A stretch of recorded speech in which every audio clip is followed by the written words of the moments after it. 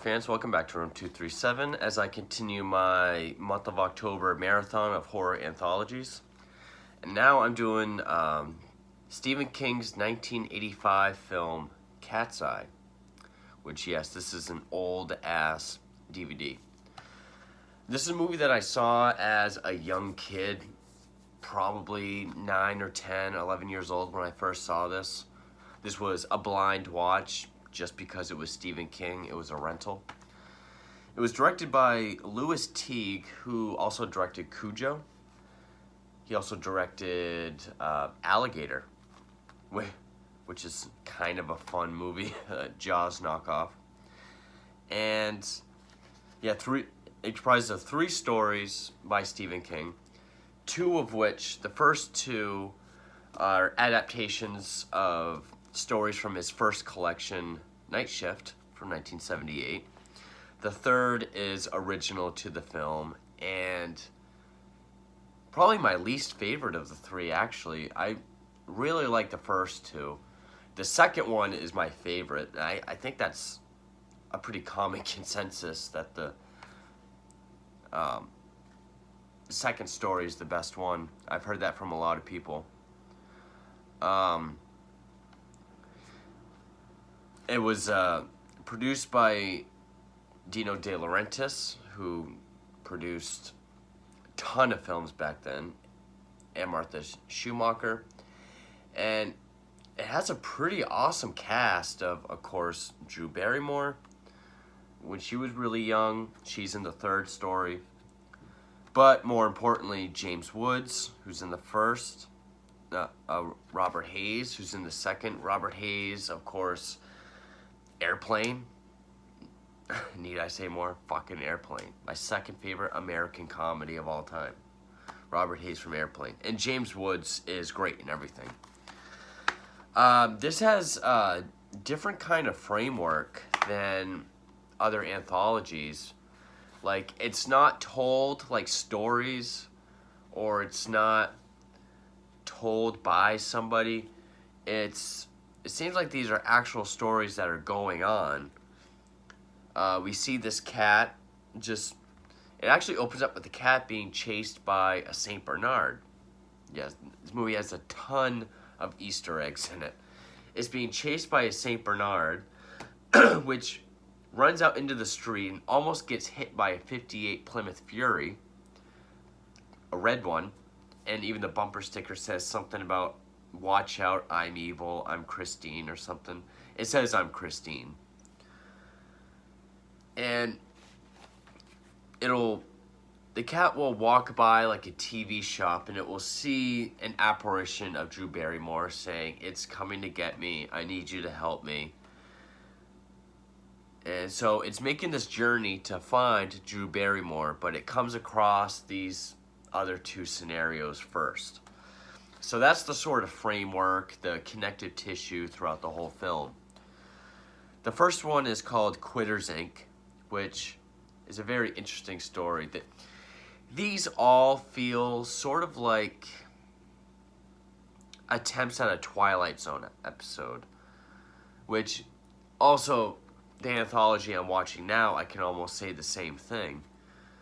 But I'll get to that when I talk about that. Because there's this company called Quitters, Inc. This is the one with James Woods. He wants to quit smoking. So he goes to Quitters, Inc. And it's there he's told... Well, actually, first, the cat is picked up by a guy in like a cat carrier, seemingly for like the pound. But we see he's getting put in a truck for Quitters, Inc. So then we see James Woods is a smoker. He's told by a friend to go to Quitters, Inc., and it has like a 100% success rate. And when he goes in to talk to the guy, we see what the cat is used for. Hits a button, opens this window, and there's this room with just like a grate that the cat is standing on. And the guy will say, "Hit the music," and it'll play like some old dance song. And then the grate is electrical. It shocks his paws, so the cat's jumping all over the place. Pretty much that's what he says. That's going to be your wife after your first cigarette, after the first time you smoke again. And, you know, he even says other things like, you know, and then every time after that, you know, eventually we will go rape your wife. We will go after your young daughter. So every cigarette after that, it gets more and more horrific. But it starts with your first fuck up is your wife is put in there barefoot and we're going to shock her feet. So then the whole story is him desperately trying to quit smoking. He gets a little snappy with his wife. He buys a Cabbage Patch Kid for his daughter. And eventually, he can't handle it. He's sitting in traffic, and I think it's like a bridge is going up. He reaches in his glove box and he finds a hidden pack of cigarettes. And it seems like everyone else in traffic is preoccupied. He lights it, starts enjoying it. Traffic starts moving. He looks over, and the guy next to him is, you know, making eye contact. So yeah, it's like an Illuminati kind of feel. Like, you know, we have everybody everywhere watching you.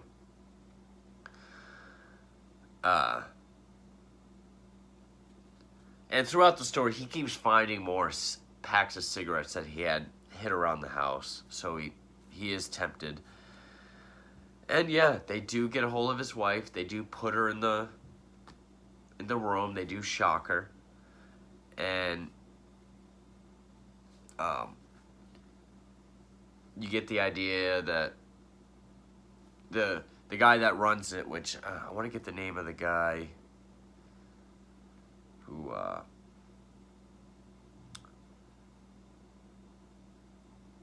is it Alan King? Yeah, Alan King is the guy that runs it. He makes a bet with his enforcer named Junk, you know, because they're watching the screen of the James Woods and his wife meeting up after the shock torture. And he's like, she's either gonna slap him or she's gonna, you know, thank him. So they bet money on it, and of course she doesn't slap him. And then time goes by, and James Woods is smoke-free, but he's also, like, talking to Alan King and Junk like they're not only his doctors, but good friends. Like, it's a place he goes all the time, and, you know, they make a joke like, you stay away from it, or else we're going to come after your wife. And James Woods is just like, oh, you kidders. I love that humor. Even though he knows it's true.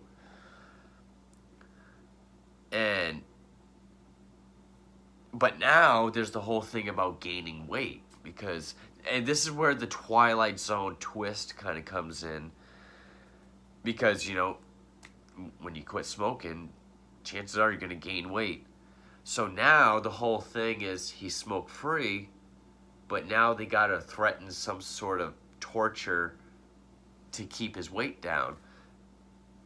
And that's what it is. He's like, well, what are you going to do if I can't keep the weight down? They're like, we'll come to your house and we'll cut your wife's a little finger off. And that's when he's like, you guys, I love that about you. So then that night, he and his wife have the friend that recommended Quitters Inc. to him and his wife over for dinner, and they all toast Quitters Inc., including James Woods' wife, which she seems to think it's this wonderful place now. And as they go to clean the glasses, he looks at his friend's wife's hand, and her finger is cut off. And that's when he realizes, oh, fuck. They're serious again. And that's the end of the story. I mean, it is enjoyable. You do want to see what happens. It is suspenseful because you do feel bad for James Woods. I mean, it's sort of like, kind of like Elm Street. Like when you watch an Elm Street movie, you know how hard it is to stay awake for normal people. Not if you're an insomniac like me. And people know, even if they don't smoke, they probably know that quitting smoking can be incredibly difficult. And so you have these harsh threats against you. And so like when he lights that cigarette and you see that guy see him, it's like, oh shit, they're going to go after his wife now.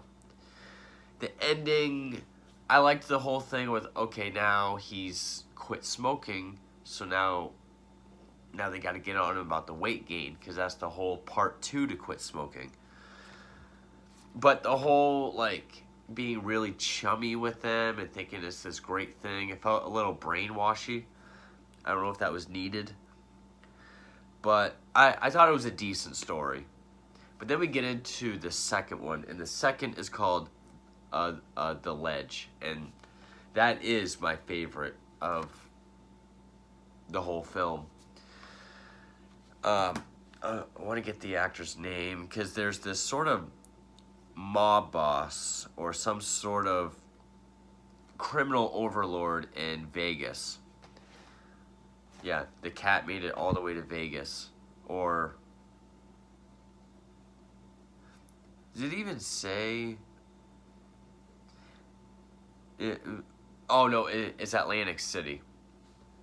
I can't remember where Quitter's Inc. is. The second one is in Atlantic City. And then the third one with Drew Barrymore is in North Carolina, I think. But yeah, it's some sort of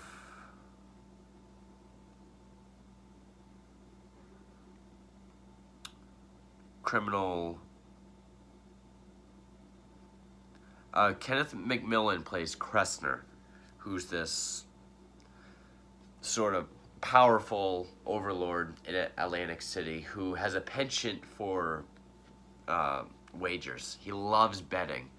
We see him walking out of a casino with a friend of his, and as we see the cat across the street, and it runs out into the street and it gets stuck in the middle of the lanes, and he's like, I'll bet you like $1,000 it makes it. And his friend bets, I'll bet you he gets squashed by a car. Like they bet on everything.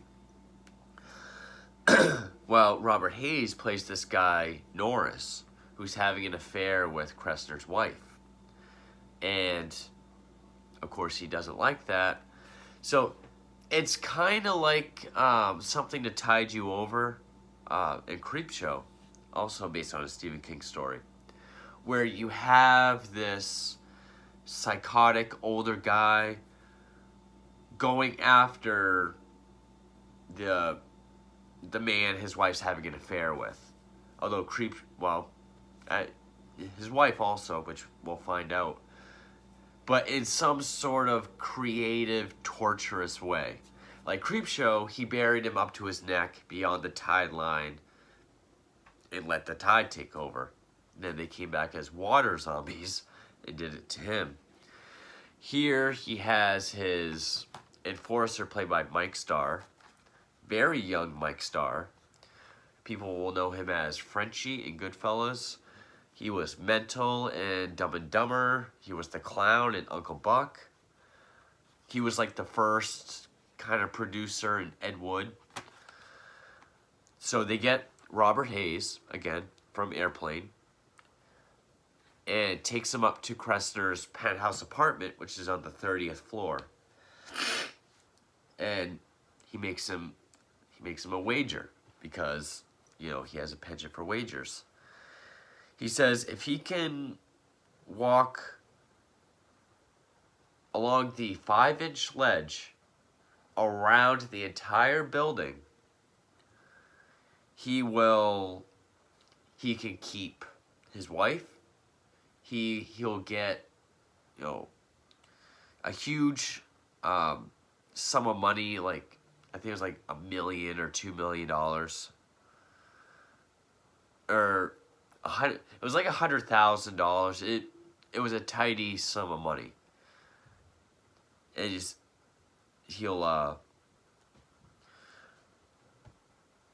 you can have my wife and this pile of money, but he also has the power to, if he says no, he'll have him arrested for heroin possession that will put him away almost for life. And it's something he didn't do. So Robert Hayes starts walking the ledge and is filmed very well. And if he stays in one spot for too long, or a spot where there's a little extra room, like, like some little crevice in the building where he can kind of stretch his legs and chill out, he pops out of windows with a squeeze horn, or he waves his robe at him, or hits him with a fire hose. He just keeps hitting it with all this stuff to throw him off. And you're probably thinking, where's the cat in all this? Well, the cat makes it across the street, and Kressner takes him home. So, I think this is the most suspenseful. It's definitely... It does feel kind of Twilight Zone-y, because you do have someone put in this extraordinary circumstance.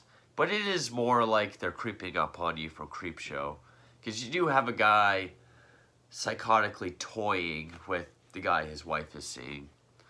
But eventually Robert Hayes does make it. He finds out, because Kressner says, I've never welched on a wage, ever. And he's like, well, I've never welched. I'm just a sore loser. But here, you do get to keep my wife. And he kicks a bag of money over, and his wife's head rolls out of it.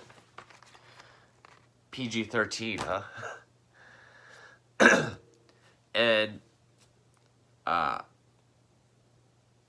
Norris, Robert Hayes, is able to overpower Kressner. I think he kills Mike Starr or knocks him out. He makes Kressner, who's a heavier set, older guy, he makes him walk the ledge. And needless to say, he doesn't make it. It's actually kind of humorous, because after he toots the squeeze horn at him, I think it lands on the ledge, and Robert Hayes kicks it. And we see it fall, and I like the impact. When it hits the ground, it gets all dented and messed up. It shows, even though the falling is a very old, cheesy optical effect, but I like how when it lands, when it gets all dented and bent up, that just shows the impact that's going to happen if he falls. So Kressner, of course, slips and falls. And yeah, it does have the cheesy sort of, I don't know what it would be, green screen, or it looks animated as it shows him falling, because he's in silhouette. But he lands on the horn, so we see the cat go and then we hear him screaming, and then splat with the toot of the horn. I know in the book, because when I read the story, it's left ambiguous if he makes it, if Kressner makes it. But it's hinted that even if he does make it, Norris is going to kill him anyway, because he's known to welch on his wages. But I think when they adapted it, they thought it would be a more suitable ending to see Kressner fall and get killed. It's definitely my favorite of the story, of the three stories. I like seeing, is this guy put in this horrific circumstance? And also, heights, I think, is something we can all relate to as being, horrific. And then we get to the third story, which is the Drew Barrymore story. And it's called General, because the cat finally makes it to Drew Barrymore, and she names him General. But, let's see, her parents are played by Um,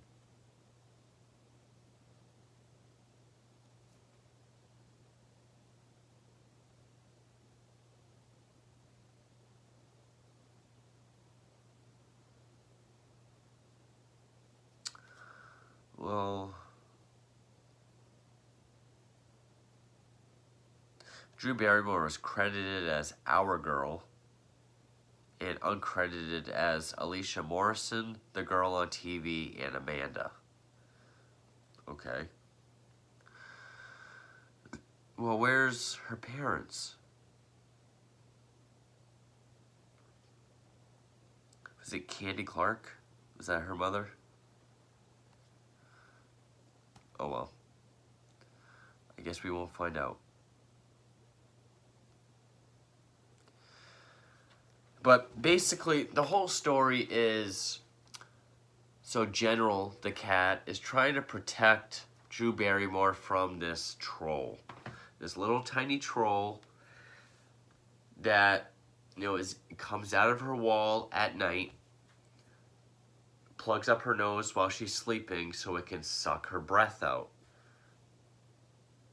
Which,